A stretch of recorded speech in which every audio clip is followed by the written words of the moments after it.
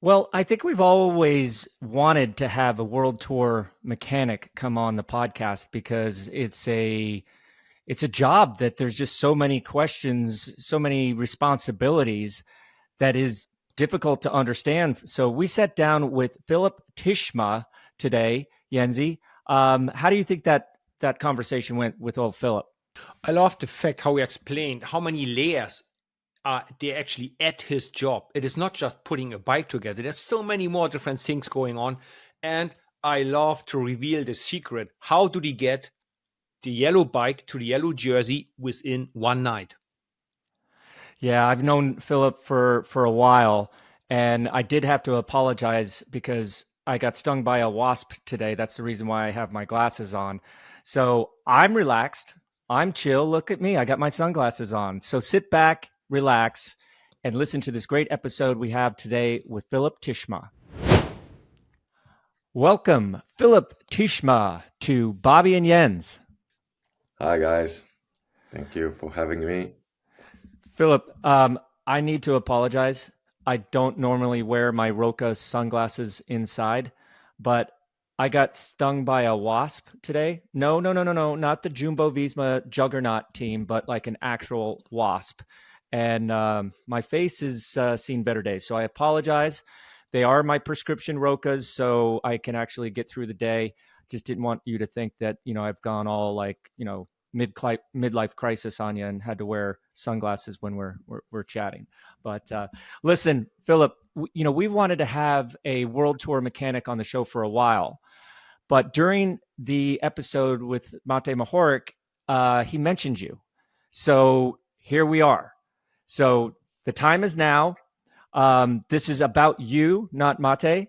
But before we get started with all the technical questions, and I'm sure there's going to be a lot of those, at least from me, tell us a little bit about yourself, your journey getting into the sport, and then where you are now. Okay, so it's been a long, let's say, cycling path for me. So I started, I don't know, some 30 years ago being a cyclist myself, and I started in the same grassroots club that Matej used to ride for. So I was rider there till the first year of under 23 category. Then I stopped, wasn't good enough, didn't make the cut.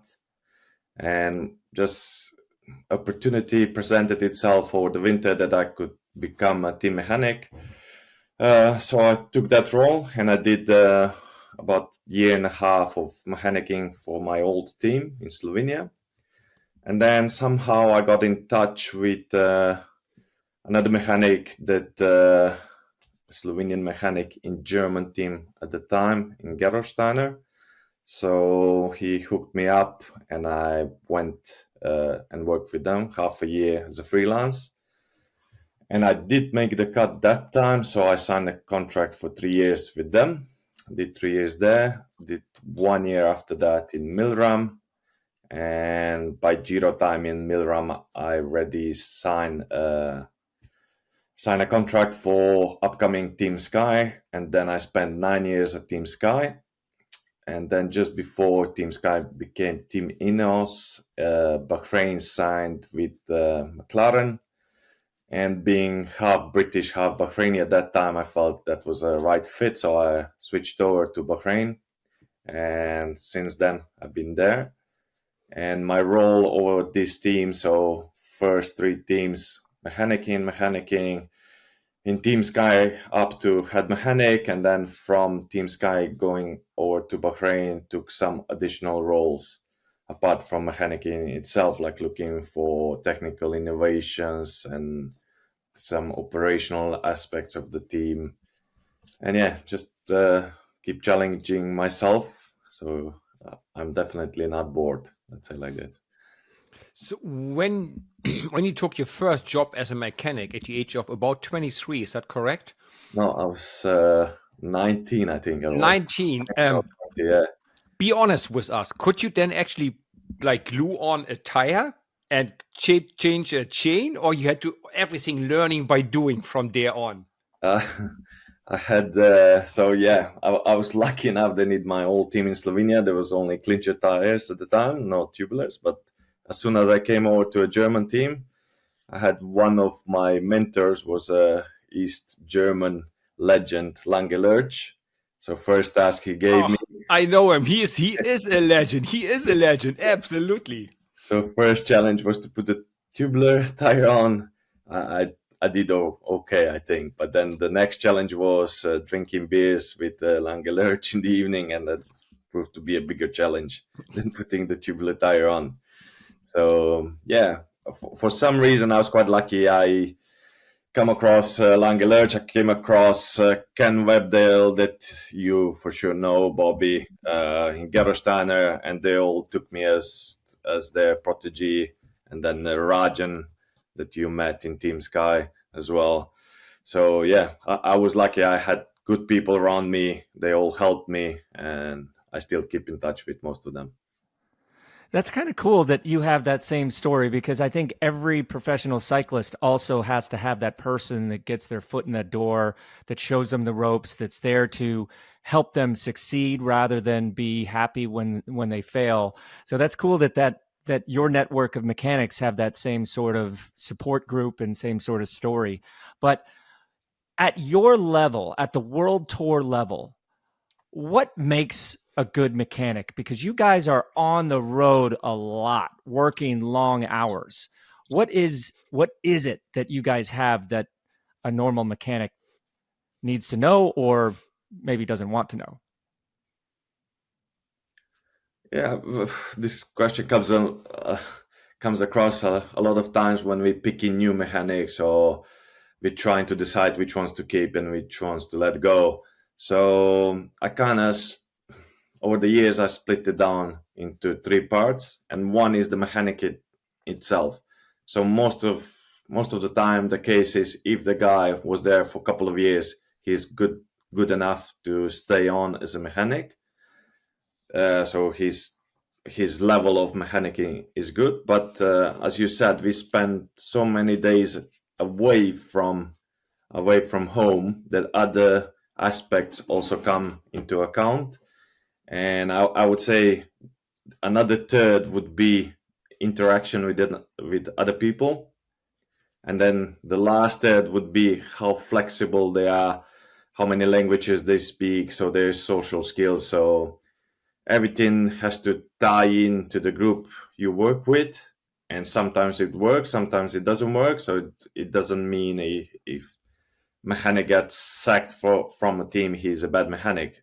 Most likely he's a good mechanic, but just did not fit in that environment. So I keep saying to the guys, if somebody feels that they don't fit in this team anymore, they're free to leave on good terms, and I'll give a call to the next team they want to go if they need any good word for them. That they're definitely not getting sacked for mechanicking, but maybe they just did not feel right in that team. So it's quite complex, and I'm still studying how to get better at this. Is it a true or an advantage for a mechanic to have a truck license? Every mechanic does have to have a truck license now in these modern days, or is it enough if we have one or two of them with the truck license? So yeah, over the years when I joined Gerolsteiner, my ex-boss said, yeah, you have to have a truck license, and all the mechanics had it. At the time, maybe only one or two Soigneurs had it, and not many other people. But then coming to Team Sky, I think almost every Soigneur already had a license. And then as cycling progressed and we got kitchen trucks and service trucks and camper vans, basically all staff basically had to have the license. So we have the flexibility of switching and giving guys a rest when they need it, because it's usually 6 days, 1 day off. So yeah, it is something that is obligatory. Yeah. But a good mechanic doesn't only need to have the skills to be the mechanic, or the team camaraderie aspect. or the truck driver's license. I think a lot of it boils down to passion for the sport, passion for the riders, passion for the job. What motivates you to go above and beyond when things are tough or the road is long? Yeah, it's a good one there, Bobby. So my wife will hate me for saying this, but I just love the job. So I love it. So if I won a lottery, I would still like to do this because it's my job, and is basically. Sometimes I wonder. I think maybe this job is my life, and family at some point comes almost second. I can't say it too loud. My wife is just over there, but yeah, you guys know. It's very similar to the riders. You spend so much time away. You spend more time with your roommate than you spend it with your wife. So yeah, if you just do it for money, you can't last very long. I guess it is something similar to what the riders go through, being away from home. There's a few sacrifices there as well. So once you're down the road or at the road, what does a typical work day look like? Like what time you get up? What do you do first? What do you do last? What time you go to bed? Just for our listeners that they understand, because I believe it's long days for you, right? At some of the bigger races. Yeah, so let's take a Grand Tour day for instance. So there's two options. So you have the mechanics going to the race, or mechanics going to the hotel.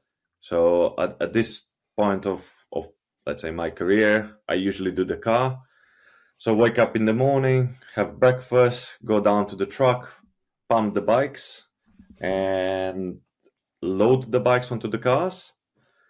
And then I keep saying is long hours, but there's a lot of times that you wait. So you load the bikes, then you wait that all the riders come down, go to the start, unload the bikes, check the tire pressures, wait again, go to the start, wait again that they start. So the riders start, wait that the stage finish, come at the stage finish, load the bikes onto the cars, off you go, another maybe an hour, 2 hours, going back to hotel, then actually the mechanicing starts. So if it's a normal day, if there's no crashes, it's about 2 hours to wipe down all the spare bikes. By the time we wipe down the spare bikes, the race bikes are washed. Tune the race bikes. Obviously, if it's a flat stage and a mountain stage, there's some changes. This day we use WhatsApp. We communicate with the riders. So after the stage, I would text the riders, guys, what are you thinking for tomorrow's? Which gears, which wheels, which bike? So at the moment is aero bike and a climbing bike. So then they would decide. We do that on the race bikes.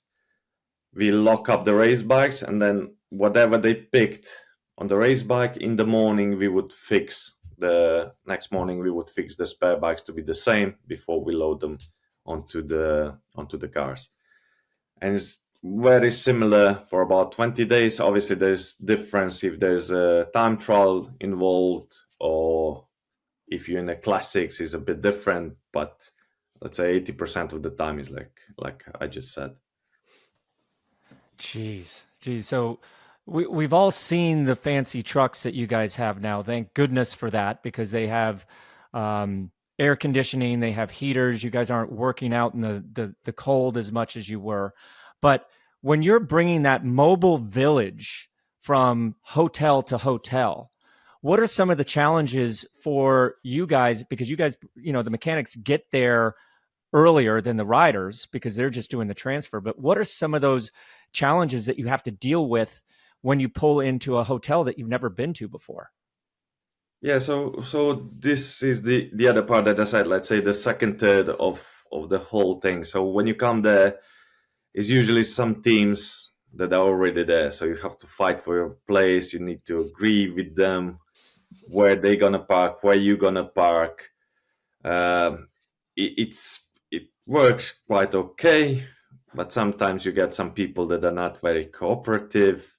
So you need to keep your cool, no? So if you have people that are very explosive, you might run into some problems. And then also the aspect that is very appreciated there is if you can speak multiple languages. If you're in Spain, if you go to hotel, if you need electricity, water, if you don't speak Spanish, if it's not a very high-end hotel, you will struggle. So we usually send the people that speak the language, depending on the country where we are at. We send them to hotel so they can communicate better with hotel. And then, we hope we don't run into a bigger team than we are. So if you're in the same hotel like Kinos, for instance, you better get going very early in the morning, otherwise you have no parking. So it's knowing the atmosphere and what it's required on a certain day, I guess. So for our listeners to explain it one more time, the mechanics go either to the race, right? In the race car, first car and second car, or the other 2 or 3 mechanics jump in the truck and drive everything else to the next hotel. And then they need access to water and electricity, right? To run the high pressure cleaner and all that, right? Exactly. Yeah. And then usually these days, only one mechanic would go to hotel. There's 4 mechanics at the Grand Tour. So the 4th mechanic could either go to hotel or do the extra feeds that are very popular these days. So we send 3 or 4 staff to hotel, which usually would be a chef, his kitchen truck driver, 1 mechanic and 1 swanny, maybe 2 swannies, depending on the race. And there's some people that are going directly to the race, and there's some people that are doing extra feeds. If you're doing extra feed, you go down to the start, have a quick look, maybe have a coffee, and then you shoot off to maybe 2 or 3 points down the road where you hand out bottles, or maybe you don't, and you stand there for 2-3 hours in the rain sometimes, and nobody takes a bottle, but it's the way it is. I would like to say that, my job in the car is a lot easier though, so I don't need to hand out so many bottles than like in the past, but it takes some sacrifice from some people to achieve that. Okay, so we're talking about your work at the race, but how do you get a bike out of a box dialed into the exact millimeter of that rider's position? How long does that take to A, build the bike, and then B, get that rider to be 100% happy with that bike? So it's a long process. So usually the frames and the material are ordered around Tour de France time for next year. So by that time, not all the riders are signed, so you need to kind of guess a little bit as well, the numbers and the sizes of the frames. So you usually get the material like mid-November, end of November. Then all the mechanics gather what we call a bike build, which is usually in service course. So in our case, it's 12 mechanics. We would come in. You need about 5 days to build 120 bikes, because bikes come frame, 1 box, Shimano, another box, wheels and cockpits, another box. So it's not like your average bike shop where you get a bike that is about 90% built. You just need a few screws and that's it. So we get everything like OEM. And then if you really get into details, what you want to do is getting your leaders on the best equipment. So everything being from carbon, there's a small tolerance in weight, in wheels, in frames.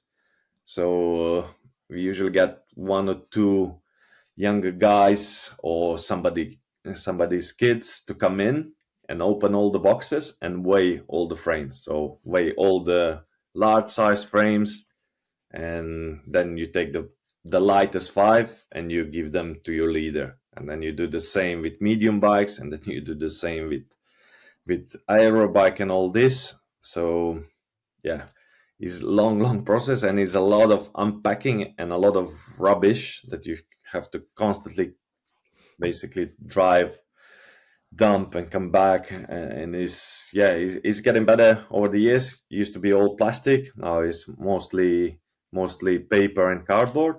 But yeah, it's just time consuming, let's say. The actual bike build, when it's ready, so the guys in service course, there's 2 guys working in service course 9 to 5 every day, and they would prepare boxes for each rider. So Jens, bike 1, bike 2, bike 3, bike 4 on the floor with frames. So when the bike build starts, one mechanic would usually build all the bikes for one rider, and then you kind of save time there. And some people do each bike, measure it. What I like to do is build, if I'm building 3 or 4 bikes, build them up and then measure them all at the same time, so to avoid any problems. But then, yeah, so from, let's say we build 4 bikes, 2 of these bikes would usually go to training camp that is held just after bike build. All the riders would come in with their old training bike. You measure that bike again, transfer the measurements to the new training bike. You give him new training bike to take home after the camp. You keep the other race bike or race bike number 1, depending what you want to call it, you keep in the truck for the January training camp. The old bikes, old training bikes, would either go back to service course or be returned to, in our case, to Merida. So yeah, in total, with the big team, so Bahrain Victorious, with CTF and with the junior team, is about maybe 500 bikes. So it's quite a lot. So how long does it take one mechanic to put one bike together out of all these single pieces? An hour, 2 hours, roughly? What we calculate when I do the workload, I calculate 2.5 bikes per day. This is realistic, and then this is in about, let's say, in 11-12 hours. Mm-hmm. Averages out like that, because if you're building, let's say, 10 bikes in 4 days, for sure you have one that gives you problems with passing the cable, or there's a handlebar that doesn't work, so you're spending time looking for stuff. So if everything goes well, if everything fits first try, you need about 1.5 hours to build one bike. But it's very, very rarely the case. Fairly rarely the case, absolutely. But now getting into the fine tuning of the rider's position, do you feel that a mechanic has to have a bit of a psychological aspect to it when working with a rider? Because, you know, having been one myself, I mean, riders go through some emotional things, up and downs. They want to change this, they want to change that. But do you feel sometimes when a rider comes to you and asks for like a minor change, that you kind of want to get into his or her head, and figure out, is this something that is they're just going to change back 2 days from now, or is it something that they really need? Do you feel that you're kind of a coach to some of these riders when they come to ask to change their position? Yeah, so I'm thinking it kind of changes over the years. So if younger mechanics don't have the authority, so they would usually send the riders to their coach, and then the coach would come down and speak to the mechanics and explain what they're trying to do. The older mechanics would ask the riders themselves, so what you're trying to achieve, what's the reason, why you're doing this. And what I always point out is, if I change your race bike, are you sure you're going to be able to do the same at home? So yeah, I think it's actually gotten better over the years. Obviously, there's some riders that are more picky than the others, but thinking back when I started, either the jigs weren't that good or the material wasn't that consistent, but I think it's less playing than, let's say, 15 years ago. So once they're set, you always get 1 or 2 that play for no reason. They have nothing to do maybe sometimes, but yeah, in general, it's gotten a lot better. And the mechanics maybe have a little bit more time and patience to do it. So that's the second thing. Okay, now reveal us a secret here. Have you ever done or have you ever seen a mechanic that goes to a special rider that changes a lot? He goes, I want to settle up for a millimeter or two. And then you say, yeah, I did it. But you didn't do it because in 1 hour, he's going to ask you to put it back down again. And you go, you know what? I have done this before. I tell you, I did change it. Have you ever done that? You don't have to really burn yourself. But have you ever seen this? You know what I talk about, right? We had riders like that. They want to lift it a millimeter, 30 minutes later, lower it. And you go, you know what? I just don't do anything. I just tell you I did it. There was an occasion, that one guy, one of my colleagues would walk around the truck and say, yeah, done. The rider did ask for 0.5 millimeter though, so yeah. Yeah, I know. We had 1 or 2 cases like that as well. I can remember in my days. Yeah. Yeah. I had big respect for Michael Rich, because every time he was shit, and sometimes somebody would ask him, you think it's the bike? He would always say, no, the bike is perfect. The legs are shit. That's it. Never play. So yeah, obviously different characters, different times, but yeah, there was certainly some challenging riders in the past that I worked with. Mm-hmm. Oh boy, I remember following a rider before the Giro team time trial one year, and it looks like he's sitting on like spikes on his saddle. He keeps moving, and then he comes back to the car and goes, "Hey, do you have an Allen key in the car?" I was like, "I think so." So we found an Allen key, and I said, "What exactly are you doing?" And he said, "I need to lower my saddle 1 millimeter." And I'm like, "I ain't touching that bike to go 1 millimeter." So he took it, did it himself, and we get rolling again. It gives me the big thumbs up, like everything's great, and I'm just back there going, 1 millimeter made that big of a change. But hey, if it mentally, if it's one thing or another, like go for it, right? Another question that I have, being a fan of the sport of cycling, like many of our listeners and viewers, are you guys using tubeless tires in the races these days? Yeah, so I think it was like 3 years ago. We were one of the first teams. We didn't really publicly say that we're using it a lot, because we thought, and I'm convinced it was advantage at that time, and other people have not caught up. So in 2020, we were one of the first to go, let's say maybe 90% tubeless. And I had to actually change the order for the tires like 4 or 5 times, because I ordered 80% tubular and just a little bit of tubeless. And then Matej did his test, and he was the first one to explain to other riders what's happening. And he said, yeah, it feels shit. It feels that the feeling is like you're on a tractor, but it's faster. So as soon as he said that, everybody else that felt shit on it, okay, maybe I give it another go. So then the riders start using it, and then the big change came when we said, okay, we're gonna do a big push for tubeless, and I asked our wheel supplier Vision to supply us identical wheels for training as well. So we did all training bikes on tubeless. So there was no big change. When they came to the races, the feeling was the same, and then it really took off. And after that, maybe I glued another 5 tubular tires. So now that you've confirmed that you're using tubeless tires in the races, I'm still on rim brakes, just to FYI, because I hate the sound of rubbing disc brakes. But for a, let's say, 28 millimeter tire on a flat to rolling normal road surface, what sort of tire pressure do you put in the tubeless tires?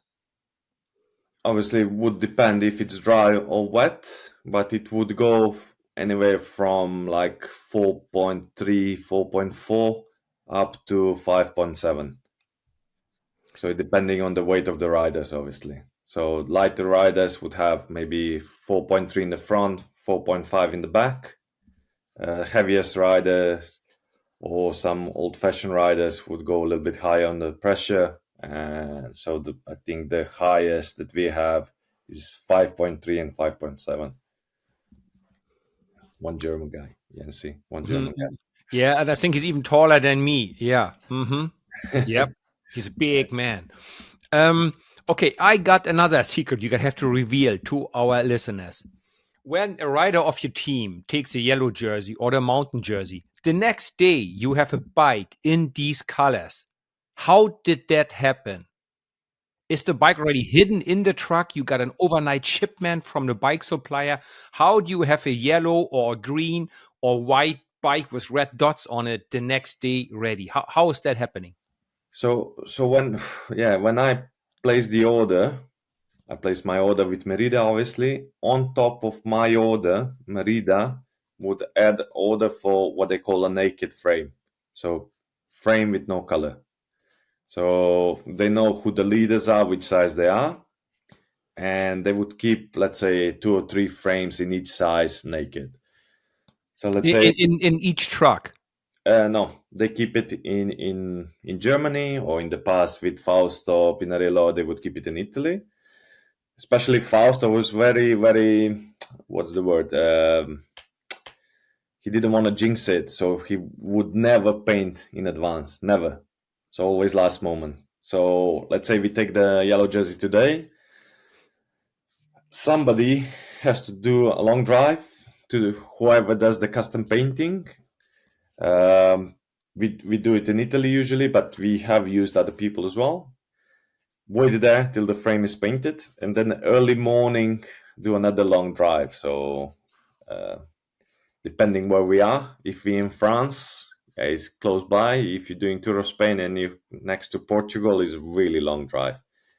And then in the past, when last yellow bike that I've built was for G, I think we finished 4 o'clock in the morning painting it, building it, and then we did it.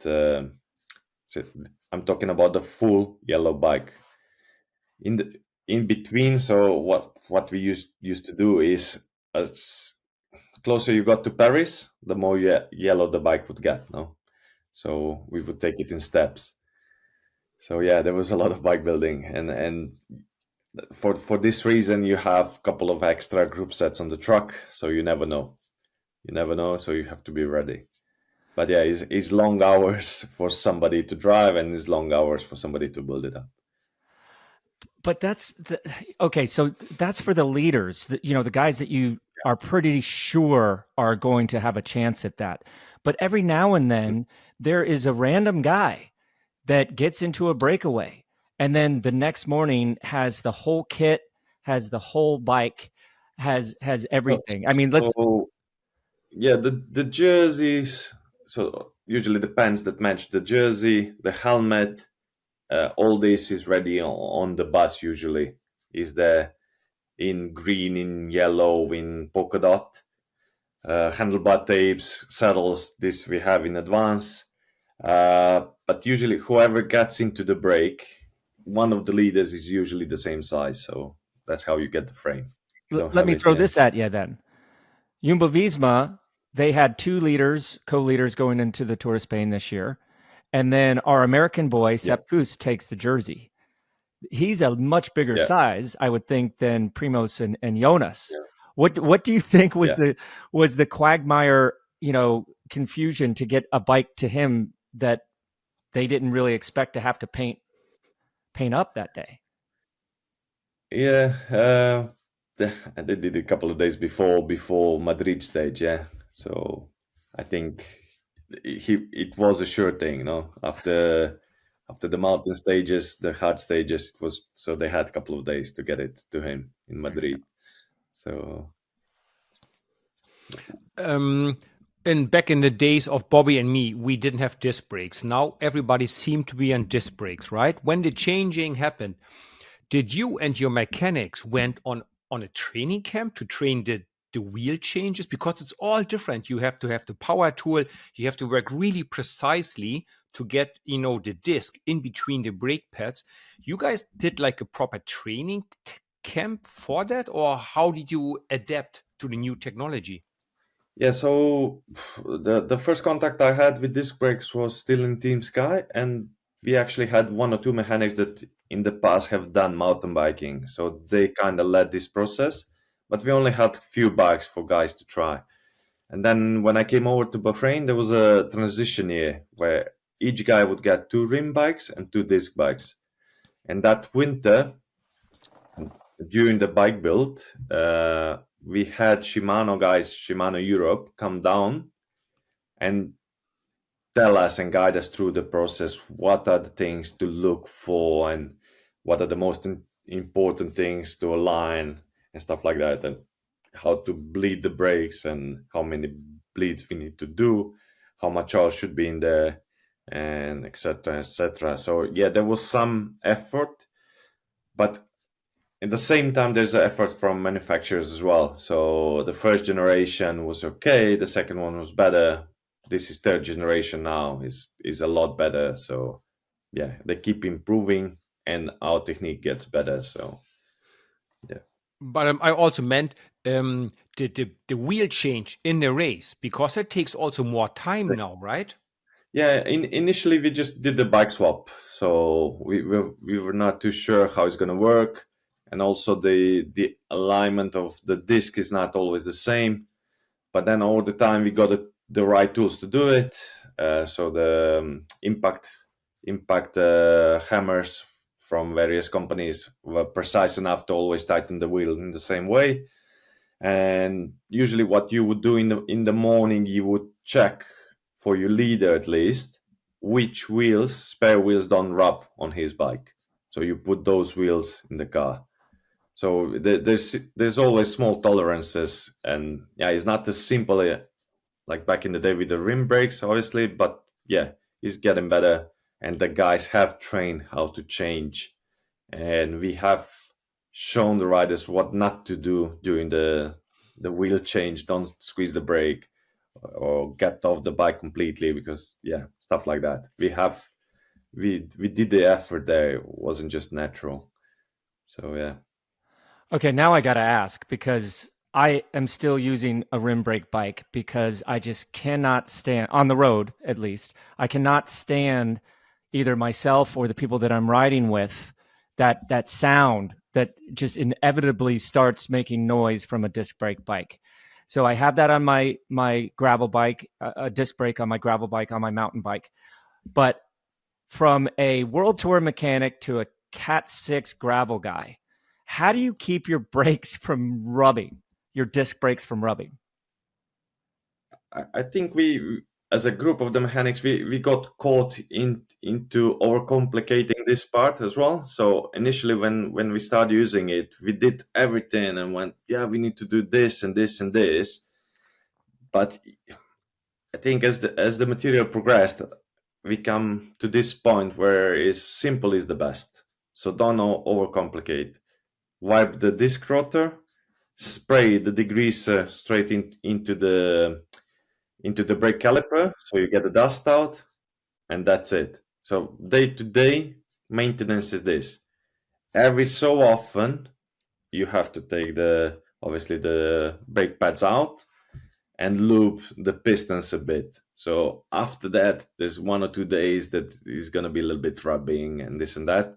But then if you come back and do the same process, just a simple wipe of the disc rotor and a bit of spray into the brake caliper, within 2 days, you should be all right. So, and then let's say 5 days simple, 1 day a little bit more harder, and then maybe every month or so do the bleed. Racing conditions a bit different. Obviously, some mountain stages and long descents would require bleed more often, but for your average Joe, for your average tourist rider, I think once a month is plenty, more than plenty to do the bleed.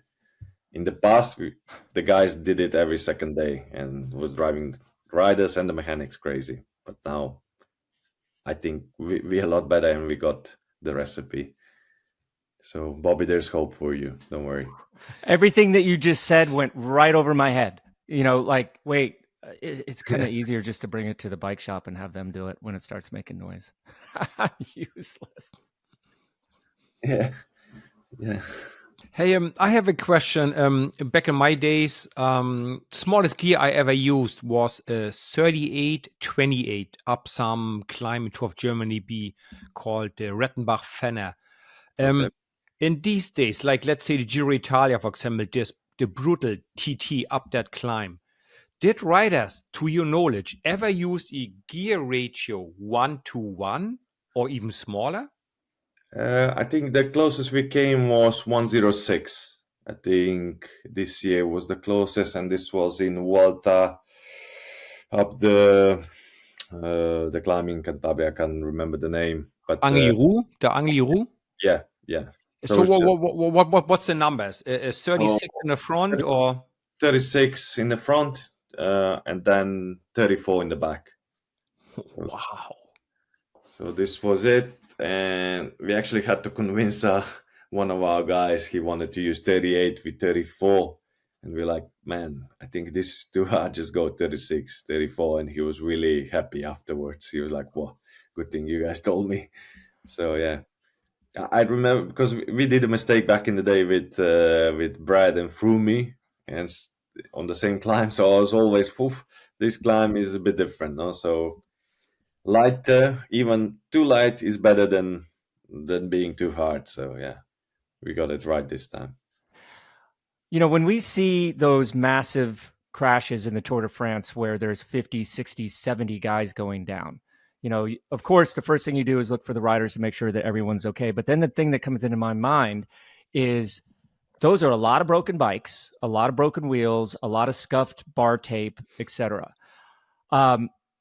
How much is the retail value of just one of those bikes that go crashing, tumbling down the road when that unfortunate episode occurs in a race? Like all in, the bikes, the wheels, the power meter. What do you think the average price is for a bike in the World Tour this year? Average price should be around 10,000-11,000 euros, or maybe $12,000 Okay, average. So there's obviously some bikes that are more expensive than some cheaper ones, but yeah, around there. Hey, often when I go out or as a bike rider, I used to go out, I had people kind of like smiling at me, go, hey, listen, my bike is so much lighter than yours. We do still have the UCI weight limit of 6.8 kilograms, right? Yes. Do you think the UCI could drop it by 500 grams to 6.3 kilograms without having any problems with safety issues? I believe so, but you're the expert. Would you think that would be a logic step in the close future? I think because thinking how the progression of the material went, so tubeless tires, tubeless wheels, about 300 to 400 grams heavier compared to same wheel in tubular version. So I think at the moment, keep it as it is. Is okay. If I was Mick Rogers, he's one of the guys at UCI, friend of ours, I would actually put it up on 7, because in what happens in the race is there's things on the bike that are not part of the bike, but the rule says if they are fixed on the bike in a way that you can't take it off the bike, then this is included in the weight. So even if your bike, let's say, is legal to do the race, 6.8, you still have 2 or 3 transponders on the bike that is easily over 100 grams and has nothing to do with the safety of the riders. So I think that one thing, this rule is wrong. So the race organizer knows which transponders they gave you. So they should know, okay, transponder number and dimension data thingy on the saddle, the total weight is 150 grams. So the weight that they should be looking for is 6.95. But unfortunately, it's not like that. And there's also other things that are coming onto the bikes. We saw this year the wheels that have the air compressor on the hub. This is included in the weight. but it has nothing to do with the weight limit and the safety of the riders. So I would say, for the sake of safety, keep it on 6.8 and exclude all the extras, or include the extras but put the weight limit on 7, because this is realistic what we can do. And there's another thing, all your tourist riders, they use the material that wouldn't hold up in racing very long usually. So obviously there's bikes that are 6.5, maybe they're okay, maybe they're not, but there's some silly saddles sometimes, there's handlebars that wouldn't last one crash, stuff like that. So yeah, I think the rule is there to keep the riders safe. So I want to kind of move the conversation over a little bit more to innovation, right? Like, you have been a big part of that, because when Matej Mohorič came on, he mentioned that it was kind of your idea to come up with that dropper seat post that he used when he won Milan-San Remo. How did that project start? How does a mechanic innovator like yourself come to a rider like Matej and say, hey, I think you should give this a try? Because he fully gave you credit for this whole idea. Yeah, so I need to actually mention our late friend Nico Portal, because it started way before that. So he always said, going back to the team, you said riders saddle 1 millimeter up, 1 millimeter down. So it was actually Nico Portal that said we should have a system on the bike to allow the riders to fix the height of the saddle during riding, no? And then I was contemplating this idea for a very long time, no? So for a couple of years. And it's only when they banned the top tube sitting that I was thinking to myself, maybe if we do a dropper seat post, we come to the same position, no? To do the downhill. And then I was thinking, okay, like, who should we try it with? And then obviously, coming from same town like Matej, know him for a long time, he has confidence in me and said, would you be willing to give this a try? He was like, yeah, why not? So, and then it has occurred to me that he might crash. So I said, Matej, just hold on a moment. I ring the big boss, to give green light for this as well. So he was like, okay, go out and test it. And then initial test, we use a dropper seat post that was 120 millimeters of drop to basically come down to the same position like sitting on the top tube. But what Matej found out and saw very fast was that the angle at the hip was wrong. So he was way too much in the back. He couldn't pedal, but he was also really good because he identified even like 4 or 5 centimeters is enough to descend a lot faster than he would normally do. And then we did another try with 50 millimeter, and he was like, that's it. So this is the bike, no? This is the bike. And then we took the next step. Okay, let's see which is the race that really could benefit from a crazy downhill. Obviously, San Remo, he finished 5th in the past, so we knew he could be there. And then we started thinking again, okay, is there something else that we can help him on this bike? And not a lot of people know that also disc brakes were upgraded on that bike. So we use a bigger rotors on that bike to give him just that little bit of edge over the other guys. So in the corners, and not so much in the corners, more like modulation to have a better feeling and more precise feeling on the brakes. And he loved that as well.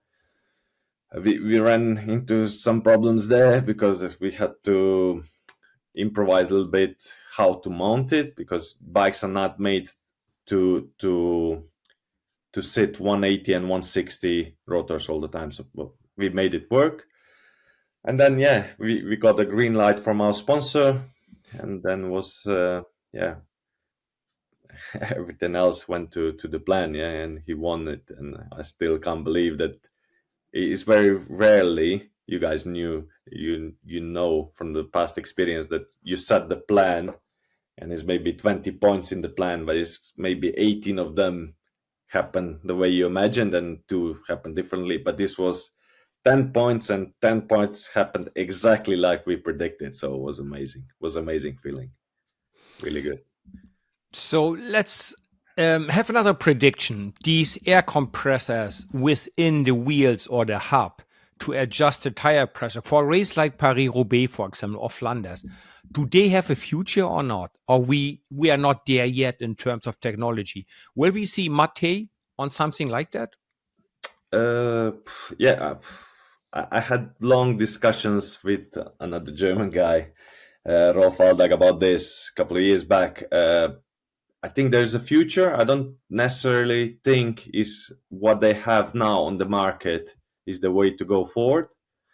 Because, yeah, tubeless tire, let's say like this, tubeless tires allow you to use a different kind of technology to modulate air pressure within the tire. So I think we will see some different devices in the future that will accomplish the same goal. So raising and lowering pressures in the tire. Okay, Filip, one last question, and this is gonna go back a ways. When we were working together at Team Sky, I was out at the truck with yourself and Igor Turk, who I think you're still working with to this day, both of which you guys are from Slovenia. We know that. And we started talking, and you said something, and I need to confirm this, that it's a true story and not that I just made it up in my head.